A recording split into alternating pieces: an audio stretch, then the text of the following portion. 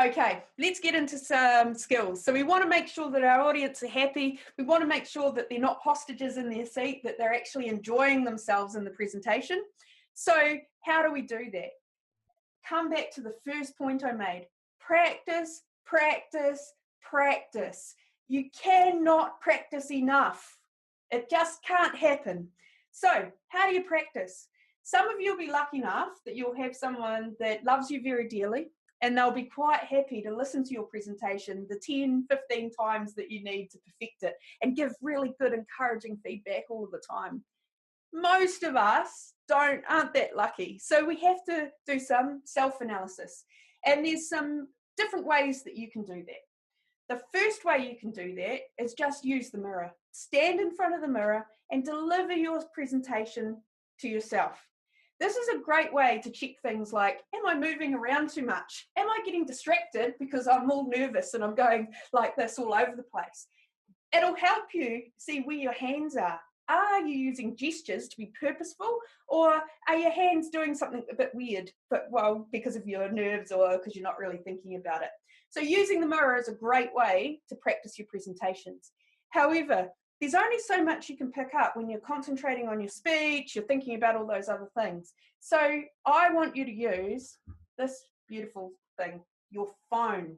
Now, there's two different ways that you can use your phone. The first way, and probably the best way, is to record it. So you get your visuals and you can hear the presentation. So use the recording features in your phone.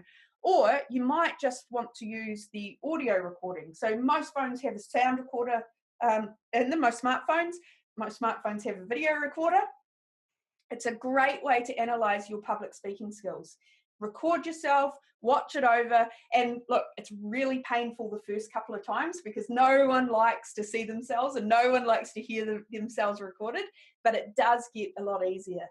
Now, when I was preparing for this webinar, I came across a really cool app. We've got nothing to do with these guys, but I actually thought it was awesome. And at Epic Learning, we love new tech, and they're very much using some new tech. So it's called Aurai, and it's Orator AI. I think is how they've named it. And basically what Aurai does is it gives you a series of activities to practice your public speaking, and it uses AI to feed back on how well you're speaking. And it measures things like the pace in which you're speaking. It measures your fillers and ums and ahs. It talks about your tone. So it gives you it tells you how excited you are and how excited you sound. It's a really cool app. It's still in beta, so it's a little bit clunky and it did crash a few times for me, but it definitely deserves our support. It's really cool. It's a really cool app. So if you haven't seen it, I definitely recommend taking a wee look. So self-analysis is really important. Carl, we were talking earlier about your YouTube experiences. Do you want to share?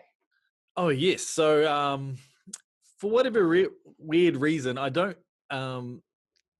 I find it hard to give myself self-analysis until I see the finished product.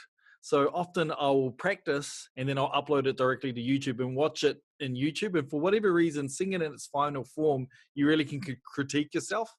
And I think that might help some others as well, especially if you have a webcam at home. And sometimes it's just easier to practice in front of your computer instead of trying to find a little tripod to hold your phone up or anything like that.